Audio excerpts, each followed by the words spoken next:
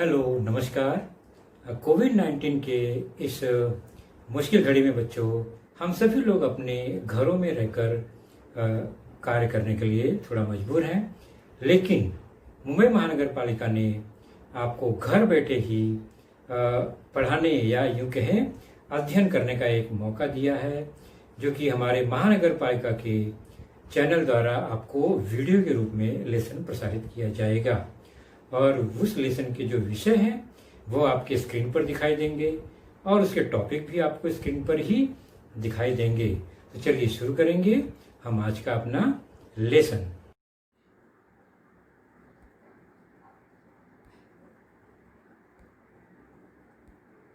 तो बच्चों, आप देख रहे हैं आज के लेसन, आज के विषय का नाम आपके स्क्रीन पर आया है।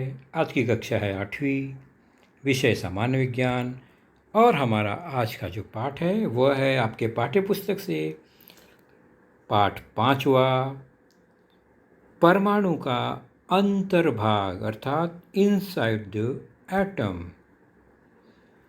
तो परमाणु के अंतर्भाग पर हमारी आज पहली चर्चा होगी और उसके अंतर्गत हमारा आज का जो घटक होगा वह होगा एटॉमिक थ्योरी, और थोड़ा बहुत हम एटॉमिक स्ट्रक्चर पर चर्चा करेंगे साथ ही साथ।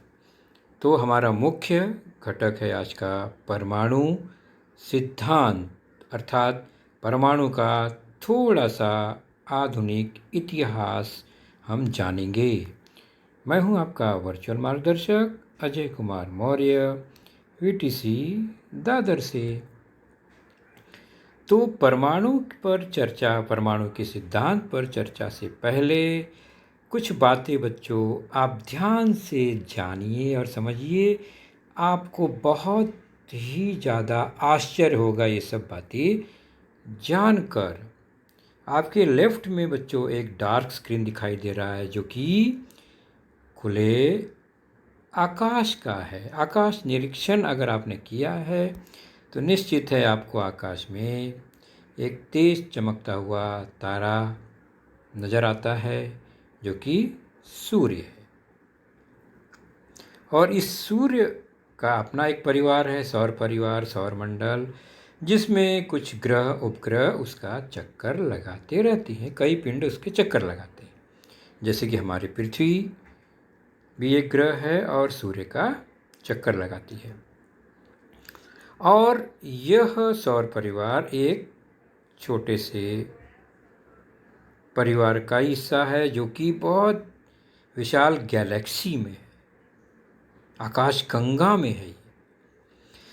तो इसका मतलब एक बड़ा ही विशाल, बहुत बड़ा स्ट्रक्चर आपकी आंखों के सामने होता है, लेकिन हम उसे अपनी नज़रों में समा नहीं पाते। हम इतना बड़ा देख ही नहीं सकते, अंदाज ही नहीं लगा सकते। यानी कितना विशाल है हमारा यह ब्रह्मांड। हम अपने पृथ्वी को तो पूरा देख ही नहीं सकते, तो हम पूरे ब्रह्मांड को क्या देख पाएंगे। यानी कितना विशाल है। यानी एक तरफ तो इतना बड़ा विशाल दृश्य जो कि हमारी आंखों के सामने होता है। ठीक राइट में अब देखते हैं तो एक छोटा महीन सूक्ष्म पार्टिकल, उसके अंदर कुछ अन्य घटक इस तरह से चक्कर लगा रहे हैं। तो अब दोनों दृश्य को अगर देखें लेफ्ट और राइट में, तो बड़े से विशाल ब्रह्मांड में पिंड जो है किसी दूसरे पिंड का चक्कर लगा रहे हैं, इतना बड़ा। और यहाँ राइट साइड में एक छोटे से छोटे घटक के अंदर, जो कि हम आँखों से देख ही नहीं सकते, इतना सूक्ष्म है, उसके अंदर भी कुछ ऐसी ही क्रिया नज़र आ रही है। एक छोटा सा घटक है और उसके चारों ओर दूसरा कोई सूक्ष्म पार्टिकल घटक चक्कर लगा रहा है ना मज़ेदार बात। इतना विशाल जो हम देख ही नहीं पा रहे, इतना सूक्ष्म जो हम देख ही नहीं सकते, और दोनों में लगभग घटना एक जैसी होती हुई नज़र आ रही है। एक मुख्य केंद्र बिंदु है और उसके चारों ओर चक्कर लगाते कुछ घटक, कुछ कण, है ना मज़ेदार बात। तो अति विशाल जो घटक है ब्रह्मांड है, उस पर हम चर्चा अभी नहीं करेंगे। हम चर्चा करेंगे अति सूक्ष्म घटक का, जो कि हमारे आसपास इर्द गिर्द होता है। तो हमारी आज की चर्चा होगी इसी अति सूक्ष्म घटक पर, अणु के परमाणु पर, और इसका इतिहास हम आज थोड़ा सा जानने का प्रयास जरूर करेंगे, क्योंकि बिना उसके हम आगे चर्चा नहीं बढ़ा पाएंगे। और इस इतिहास को बनाने में कुछ आधुनिक वैज्ञानिकों का बहुत बड़ा योगदान है, जिनमें डाल्टन, थॉमसन और रुदरफोर्ड का नाम आता है।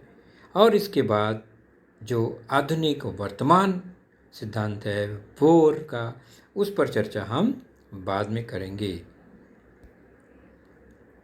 तो पिछली कक्षा में हमने सबसे पहले ये जाना कि हमारे आसपास बहुत सारी वस्तुएं हैं, और वो वस्तुएं सब कई अलग अलग पदार्थों से बनती हैं। तो हर वस्तु किसी न किसी पदार्थ से बनी होती है।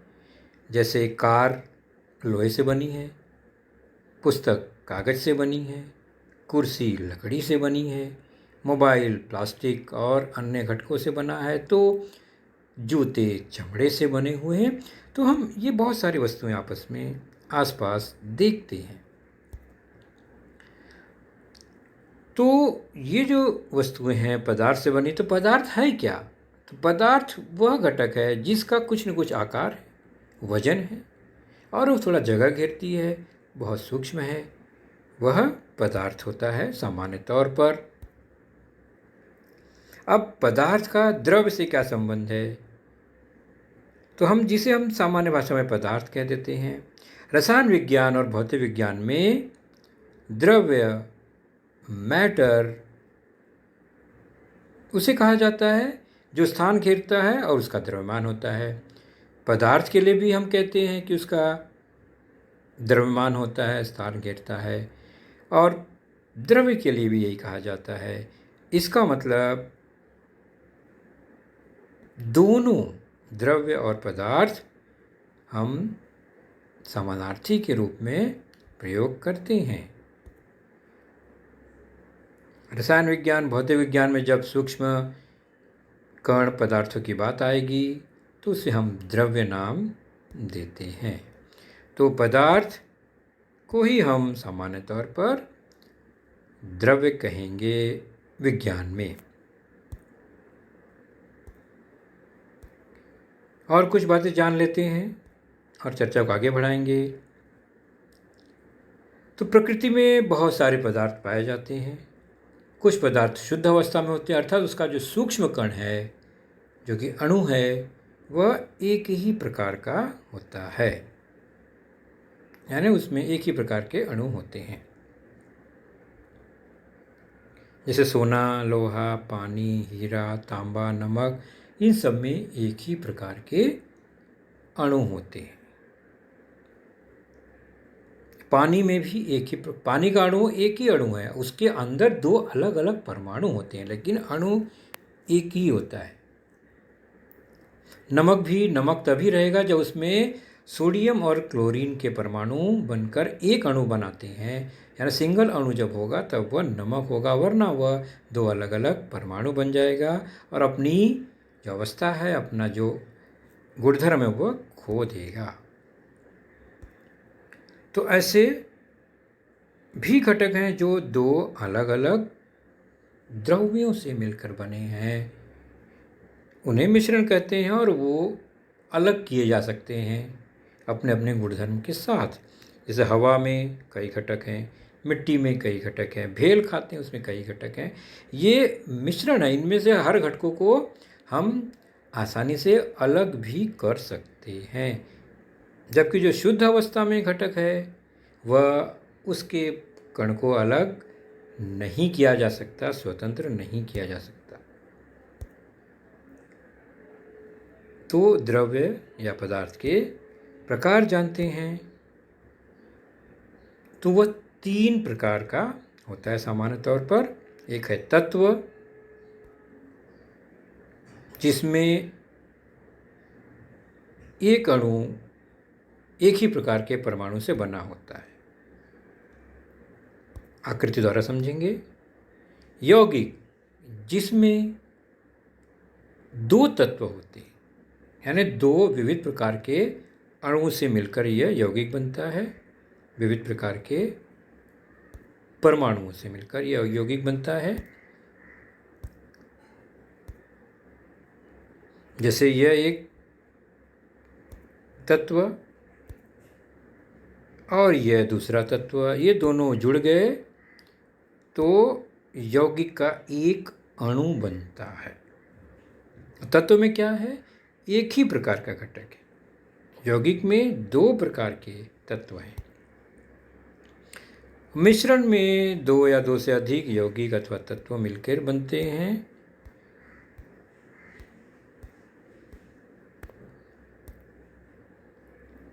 तत्व में के जो अणु हैं उसमें एक ही प्रकार के परमाणु हैं और तो हमेशा साथ ही रहेंगे, इंटैक्ट रहेंगे। यौगिक में दो अलग अलग तत्व हैं लेकिन वो दोनों एक साथ रासायनिक बंध से जुड़े रहेंगे, वो भी अलग नहीं होंगे। मिश्रण में वो आसानी से अलग हो सकते हैं। तो तत्व, यौगिक और मिश्रण, यह तीन प्रकार के मुख्य पदार्थ या द्रव्य होते हैं। उसे हम रिंग द्वारा कैसे एडजस्ट करेंगे? मान लो ये रिंग है एक, और इस सेम वैसे ही रिंग दोनों जुड़ गए तो तत्व बना, यानी दोनों एक ही प्रकार के इसमें रिंग जुड़े हुए हैं, तो ये तत्व हो गया। यौगिक में दो रिंग जुड़ गए लेकिन अलग अलग प्रकार के हैं, लेकिन जुड़े हुए हैं, यानी जब भी रहेंगे ये इसी तरह जुड़े हुए रहेंगे। अब मिश्रण में अलग अलग रिंग जुड़े हुए हमें दिखाई देते हैं, मिले हुए दिखाई देते हैं, लेकिन वो अलग किए जा सकते हैं। तो तत्व के रिंग हमेशा साथ रहेंगे, यौगिक के रिंग भी हमेशा साथ ही रहेंगे, लेकिन दो अलग अलग तत्व हैं उसमें, और मिश्रण में वो आसानी से अलग किए जा सकते हैं।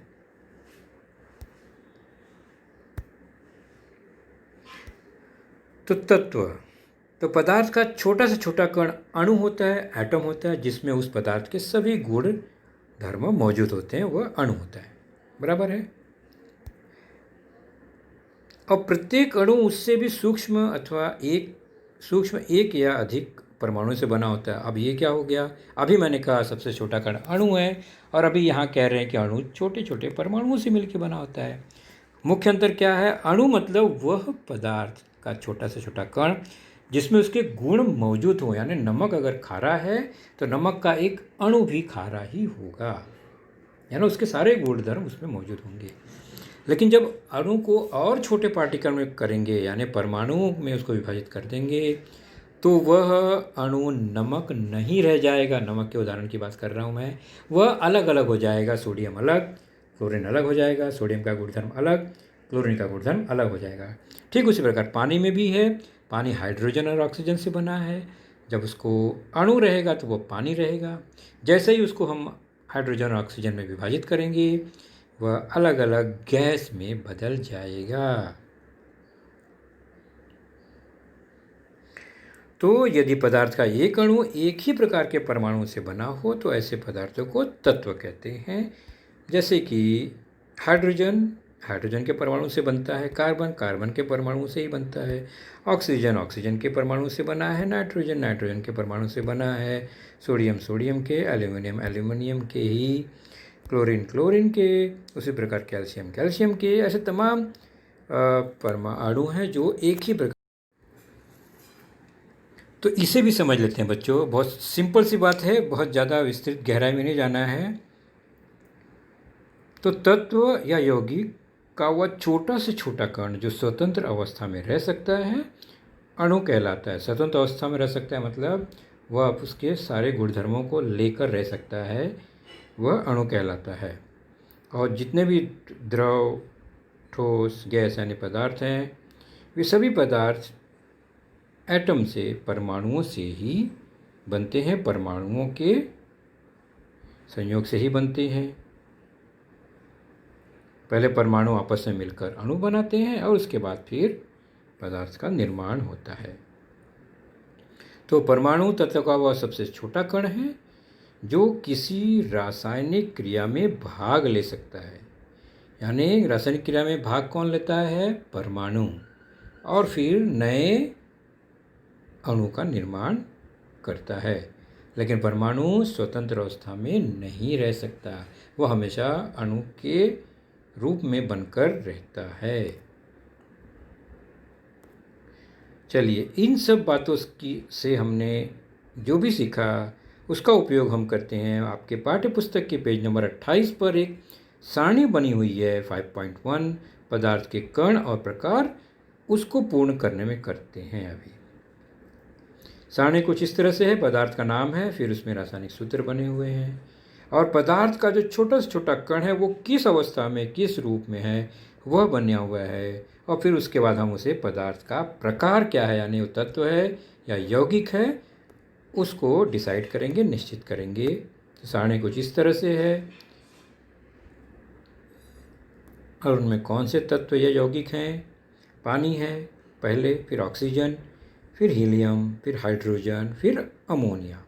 उसके सूत्र को देखें तो पानी में H2O, oxygen O2, helium He, hydrogen H2, ammonia NH3।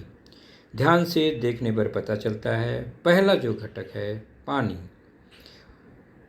उसमें हाइड्रोजन और ऑक्सीजन दो प्रकार के क्या हैं?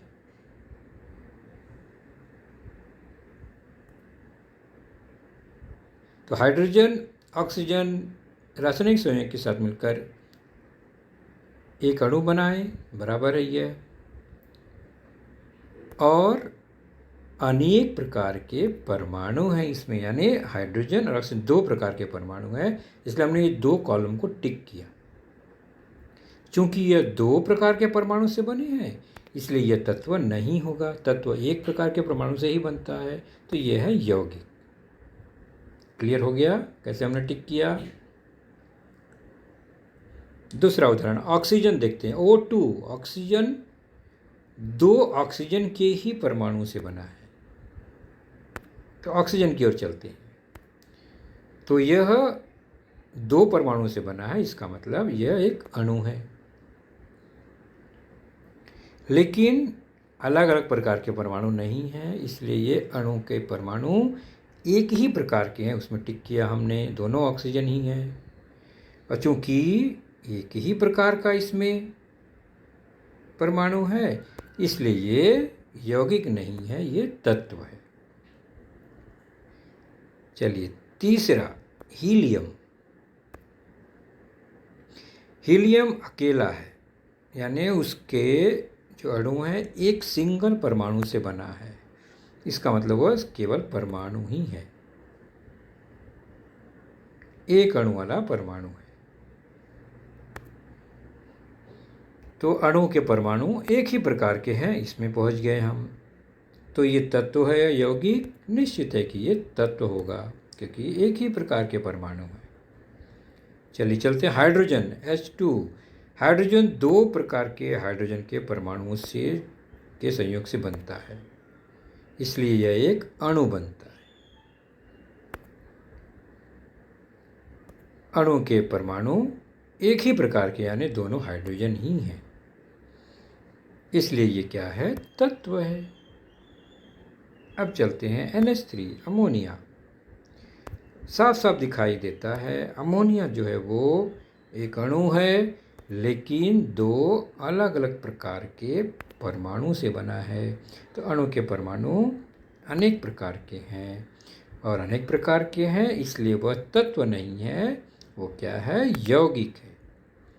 तो हमने अभी 5 घटकों को देखा। यहाँ पर आपके पुस्तक में और भी 5 घटक हैं। इसी तरह आप उस सारणी को पूरा करेंगे। तो ये रहे आपने पदार्थ के सूक्ष्म कण, घटक, तत्व यौगिक को देखा। तो बच्चों, ये जो सूक्ष्म कण है इसको आसानी से हम नहीं जान पाए थे, क्योंकि ये इतना सूक्ष्म है कि इसको हर कोई नहीं समझ सकता। तो इसको समझने के लिए कुछ वैज्ञानिकों ने बहुत मेहनत की। लगभग 2500 वर्षों से इस पर शोध चालू था, लेकिन उसका कोई रिकॉर्ड मेंटेन नहीं हो पाया, लोग उसको भूल गए। उसके बाद आधुनिक काल में फिर वैज्ञानिकों ने कोशिश की और उसे प्रयोगशाला में टेस्ट किया और उसका लिखित प्रमाण दिया, जिनमें सबसे पहले डाल्टन ने 1803 में अपना सिद्धांत स्पष्ट किया परमाणु के बारे में। उसके बाद थॉमसन ने 1904 में अपना सिद्धांत प्रस्तुत किया। उसके बाद रुदरफोर्ड ने अपना सिद्धांत 1911 में, और फिर बोर ने आधुनिक सिद्धांत 1913 में प्रस्तुत किया। यानी ये लगभग 200 साल के आसपास, 215-16 या 220 साल पुराना इतिहास हमारे पास उपलब्ध है। और सबसे आधुनिक 1913, मतलब केवल लगभग 100-105-10 साल ही पुराना है। उसके पहले हम परमाणु के बारे में विस्तृत जानकारी नहीं हासिल कर पाए थे स्पष्ट रूप से। सबसे पहले जॉन डाल्टन ने 6 सितंबर, जो कि कार्यकाल है उनका 1766 से 1844 तक, अंग्रेज वैज्ञानिक थे, इन्होंने पदार्थ की संरचना संबंधी सिद्धांत का प्रतिपादन शुरू किया, जिसे डाल्टन के परमाणु सिद्धांत के नाम से जाना जाता है, और यह 1803 में उन्होंने प्रचलित किया। हम बहुत ज़्यादा गहराई से नहीं जाएंगे बच्चों। उन्होंने क्या बताया कि सभी द्रव्य, चाहे तत्व, यौगिक मिश्रण हो, सूक्ष्म कणों से बने होते हैं, जिन्हें परमाणु कहते हैं। और परमाणु अविभाज्य तथा अविनाशी होते हैं, मतलब उन्हें और ज़्यादा छोटे कणों में नहीं बांट सकते और उनका विनाश असंभव है। एक तत्व के सभी परमाणु समान होते हैं, ये डाल्टन ने बताया, और भिन्न तत्वों के परमाणु भिन्न भिन्न होते हैं, उनका द्रव्यमान भी भिन्न भिन्न होता है, ये डाल्टन ने बता दिया। अर्थात उनके हिसाब से किसी भी तत्व यौगिक का सूक्ष्म कण एक ठोस सघन गोले के समान है।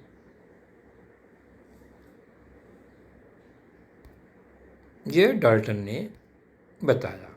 उसके बाद जोसेफ जॉन थॉमसन, जिनका कार्यकाल 1856 से 1940 है, इनका जीवन काल, उन्होंने 1904 में डाल्टन के थ्योरी को थोड़ा सा ब्रेक लगाया। उनका कहना था कि ठोस गोला तो है, लेकिन उसके अंदर कुछ आवेशित कण भी हैं।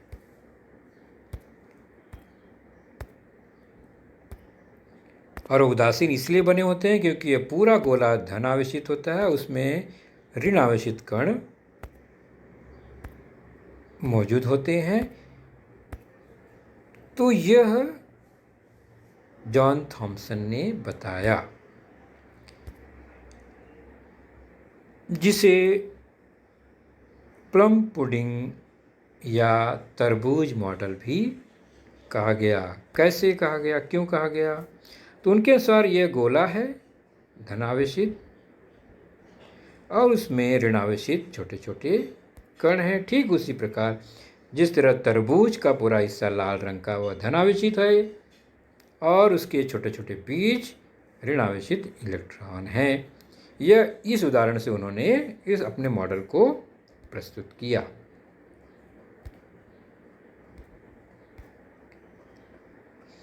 तो इस मॉडल का नाम तरबूज मॉडल इसलिए रखा गया क्योंकि इस मॉडल में परमाणु का धन आवेश पुडिंग या तरबूज के समान माना गया। इसमें इलेक्ट्रॉन जो है वो बीज की तरह उपस्थित हैं, और इसका द्रव्यमान पूरे परमाणु पर समान रूप से वितरित माना गया। तो इस परमाणु में छोटे छोटे ऋणावेशित कण भी हैं। उसके बाद रुदरफोर्ड जिनका जन्म 1871 में हुआ, उन्होंने अपना एक नया प्रयोग किया और परमाणु का नया सिद्धांत प्रस्तुत किया। उन्होंने क्या किया, यह प्रयोग आपकी पाठ्यपुस्तक में है, उसका चित्र क्या क्या है पहले देख लेते हैं। उसमें उन्होंने एक स्वर्ण पत्नी लिया सोने की, और उस पर अल्फा पार्टिकल एमिट करने वाला एक उपकरण लिया और एक डिटेक्टिव स्क्रीन को घेर कर उसमें बीच में एक छोटा सा छिद्र रखा गया जिसमें से वो किरणें सोने पर पड़ेंगी। यह रुदरफोर्ड का प्रयोग था। अब डाल्टन और थॉमसन के अनुसार अगर यह ठोस गोला है तो रुदरफोर्ड ने क्या किया कि अगर ये ठोस गोला होता तो धन आवेशित ये जो पार्टिकल है वह टकरा कर वापस आ जाते, क्योंकि पूरा गोला धन आवेशित है। तो धन आवेशित कण को रिफ्लेक्ट कर देते और किनारे के पर्दे पर वो हमें दिखाई देता। ये कब होता, जब थॉमसन के द्वारा बताया गया कि यह परमाणु धन आवेशित है, उसमें ऋण आवेशित कण जगह जगह मौजूद होते हैं। लेकिन ऐसा हुआ नहीं। जब रुदरफोर्ड ने प्रयोग किया तो उन्होंने देखा कि जो किरणें हैं धन आवेशित वह उस परमाणु के पार निकल गई। अगर पूरा परमाणु धन आवेशित होता गोला तो यह आर पार नहीं जाना चाहिए था, लेकिन ऐसा हुआ नहीं। इसका मतलब क्या हुआ कि इस परमाणु में जो पूरा गोला दिखाई दे रहा है वह धनावेशित नहीं है। और बहुत सारे किरणों के बाद उन्होंने देखा कि कुछ एक किरणें टकराकर वापस आई, यानी जो कि बीच से होकर गुजरी वह टकरा के वापस आई और बाकी सब आर पार निकल गई।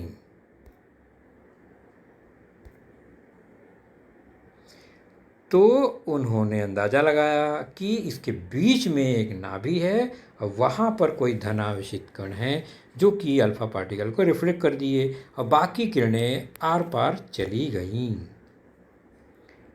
तो उन्होंने निष्कर्ष निकाला कि परमाणु के केंद्र स्थान पर धनावेशित नाभिक होता है।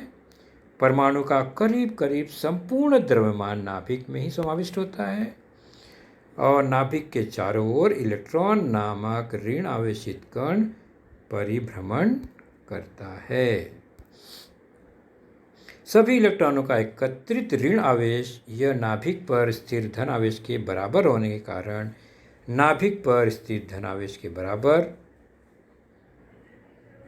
विजातीय आवेश का संतुलन होकर परमाणु जो है वो विद्युतीय दृष्टि से उदासीन होता है। मतलब जितने धन आवेश कण नाभिक में हैं उतने ही ऋणावेशित कण बाहर इलेक्ट्रॉन में हैं, दोनों समान है इसलिए वो उदासीन है। परिभ्रमण करने वाले इलेक्ट्रॉन और परमाणु नाभिक के बीच खाली जगह होती है। तो इस तरह हमने देखा विभिन्न चरणों में परमाणु के घटकों की खोज हुई। तो कितना अजीब सा इतिहास रहा है ये छोटे से कण को खोजने में। डाल्टन का परमाणु, थॉमसन का परमाणु और रुदरफोर्ड के परमाणु में कुछ अंतर पाए गए धीरे धीरे। डाल्टन का परमाणु और थॉमसन का परमाणु कहता है कि यह सघन ठोस गोला है, जबकि रुदरफोर्ड ने कहा कि यह खोखला है और बीच में नाभिक है, केंद्रक है। तो 1803 में डाल्टन ने, 1904 में थॉमसन ने और 1911 में रुदरफोर्ड ने यह बताया। डाल्टन और थॉमसन के परमाणु में फ़र्क यही है कि थॉमसन के परमाणु धन आवेशित है उन्होंने बताया और उसमें ऋणावेशित कण समान रूप से फैले हुए हैं। ये मुख्य अंतर था डाल्टन और थॉमसन में। डाल्टन के परमाणु केवल ठोस सघन का गोला है उसमें कोई आवेश नहीं है या उदासीन है, ऐसा उनका कहना था। थॉमसन ने बताया नहीं, वह ठोस गोला भी है और उसमें ऋण आवेश कण जो है फैले हुए हैं। फैले हुए मतलब वो घूम नहीं रहे हैं, केवल चिपके हुए। और जबकि रुदरफोर्ड ने बताया कि नहीं, उसके धनावेशित केवल बीच में नाभिक के रूप में है और ऋणावेशित कण घूमते हैं इलेक्ट्रॉन के रूप में।